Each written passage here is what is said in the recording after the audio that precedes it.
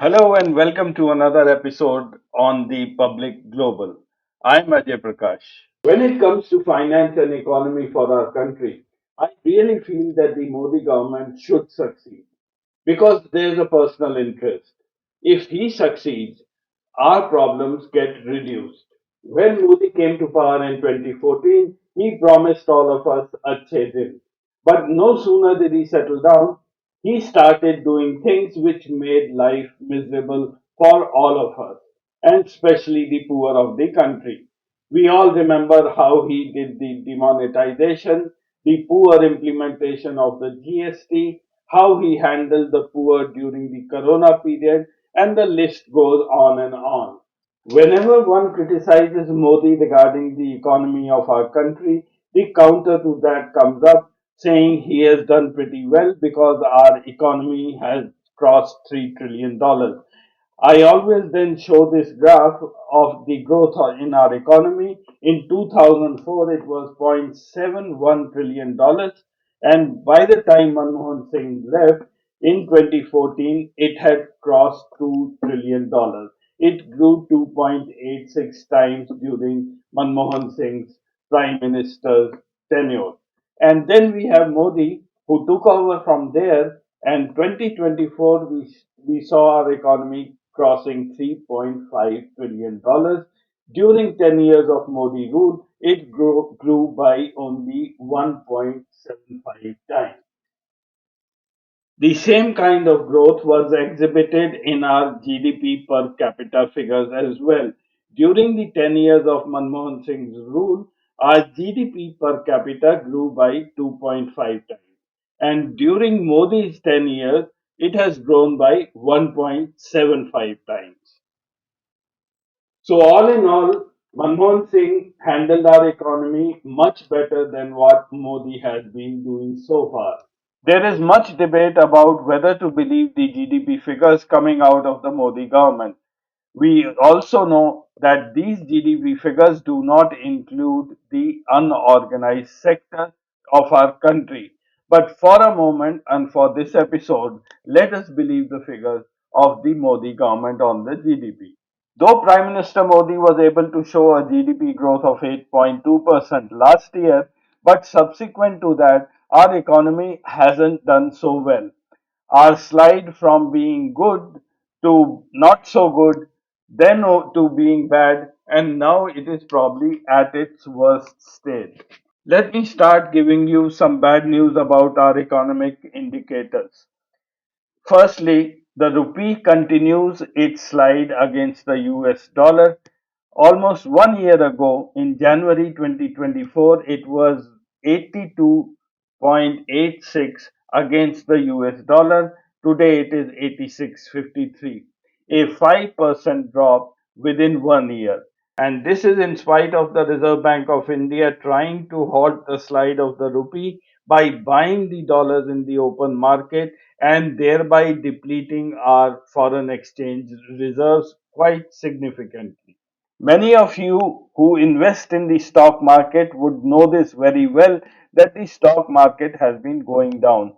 The Sensex, which was 85,836 on 26 September 2024, in January, on that's today, it has come down to 76,654, almost 10,000 points less.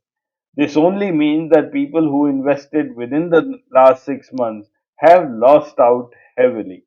Though many in the government would want you to believe that the stock market crash is due to global cues, but they are hiding the fact that the foreign institutional investors have been pulling out their money very regularly, putting further pressure on our rupee as well as on our stock market.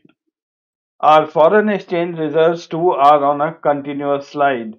Our reserves on September 27, 2024 had crossed $700 billion, and thereafter they have been continuously going down. On the week ending January 3rd, our reserves had fallen to $634 billion.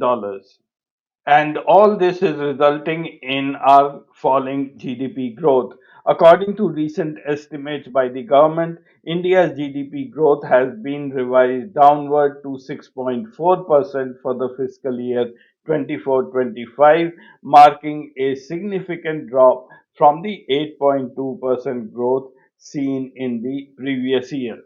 And as if all this wasn't enough, on the domestic front, the Modi government has never been able to contain inflation, that is the cumulative price index. It has always remained above 5%, and of late it is hovering around 6.5%. I'm not going into the wholesale price index because that has many seasonal effects built into it. But yes, in 2023, the wholesale price index for once had crossed 15%. It's the inflation and the WPI which affect our commodity prices, and that is very evident. You all must have noticed how the price foods have gone up in the last 6 months. With all this happening on the economic front, the Prime Minister really doesn't care about it. The Prime Minister appears to be doing what he likes to do the most, getting his pictures taken. And on the other hand, our Finance Minister, who has vanished from the scene for the last few weeks, last month she was busy giving interviews and justifying the tax on popcorns. With the slide of our economy, all of us are going to get affected. On one hand, the prices will continue to rise. Our imports are going to become more expensive. Any day now, you can expect the price of petrol and gas, they're going to increase, thereby making transportation even more costly. And then we have the unemployment problem. Jobs are going to vanish. So the outlook is not very good for the Modi government in the coming years. And what makes this more difficult for the poor is the disparity in income within our country. And that's one issue I'm going to now touch in the second part of my program today. I think all of us are very well aware that the distribution of the national wealth of our country is highly skewed.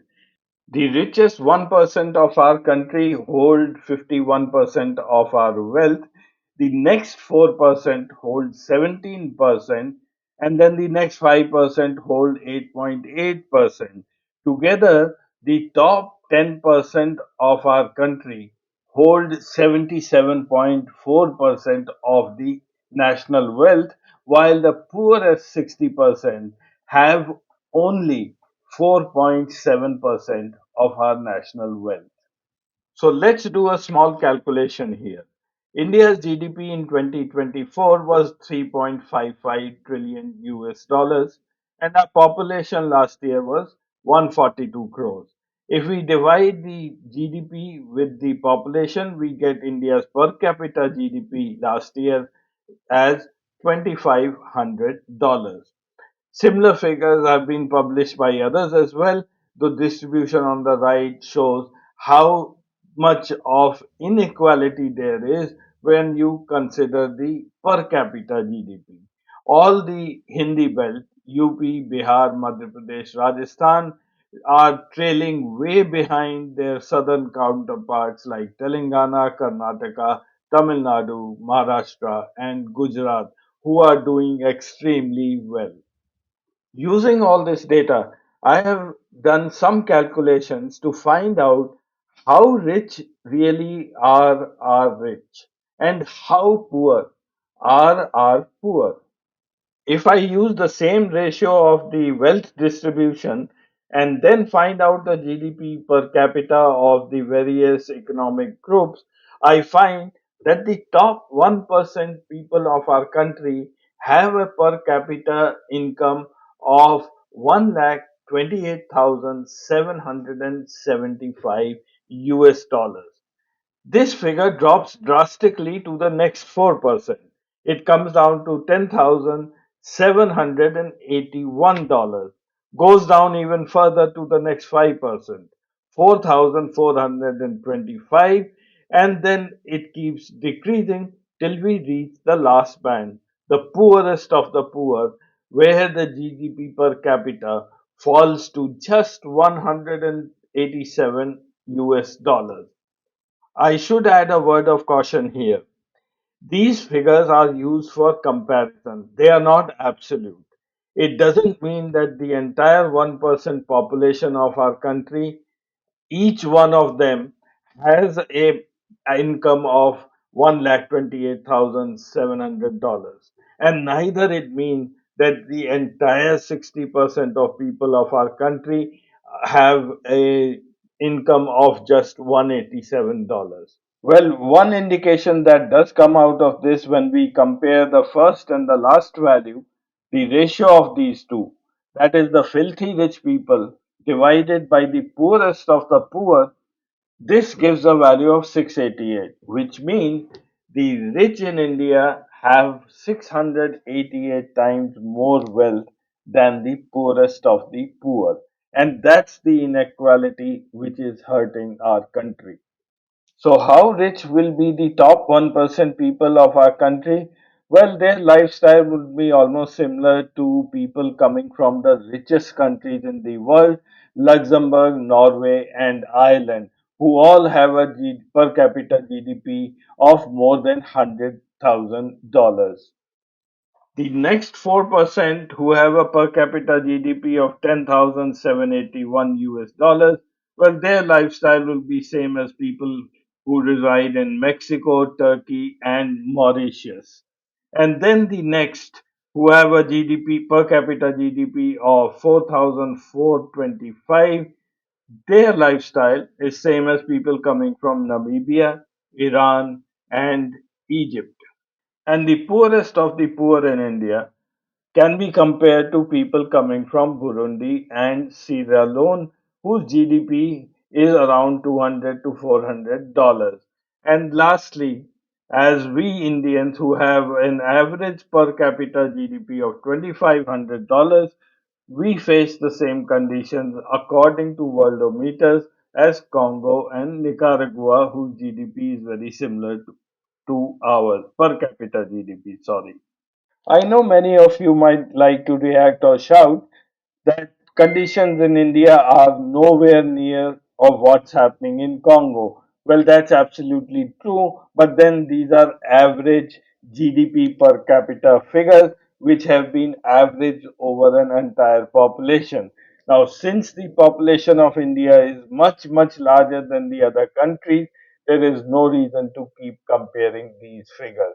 As I said, these are not absolute figures, only use them as an indication for the inequalities within our country. The top 1% of our population have the rich millionaires and billionaires like the Adanis, the Ambanis, the Narayan Murthis, and so on. The next 4% are still considered India's rich. These people will have a monthly income of about starting from 80,000 rupees and going up to probably 2 or 3 or 4 lakh rupees per month. And these are all our working class people like the IT professionals, the doctors, the engineers, the IAS, IPS, the entire category of the white collar job people. The next 5% constitute the India's middle class having a monthly income of around 40,000 to 80,000 rupees a month. And then the lower middle class whose monthly income ranges from 20,000 to 40,000 rupees per month.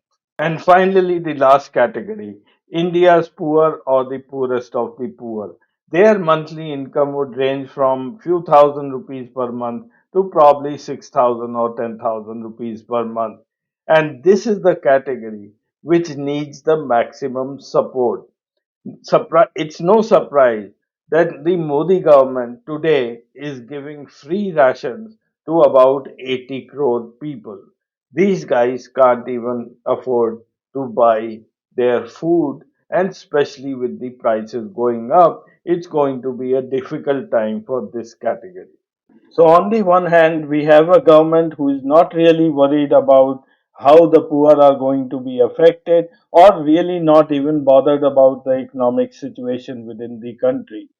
With the price rise, almost 80% of our population is under risk of getting adversely affected.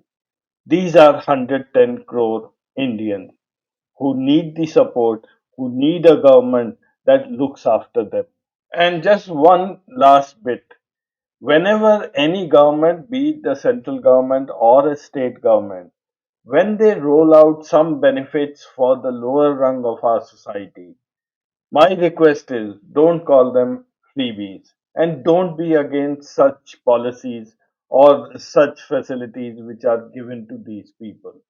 They are in need of support, and it's you and me who need to support them. As far as freebies goes, you'll be surprised that people like you and me get more freebies from the government than the poor of this country. I'm going to bring out an episode on this as well. Thank you for watching. I'll see you again next week.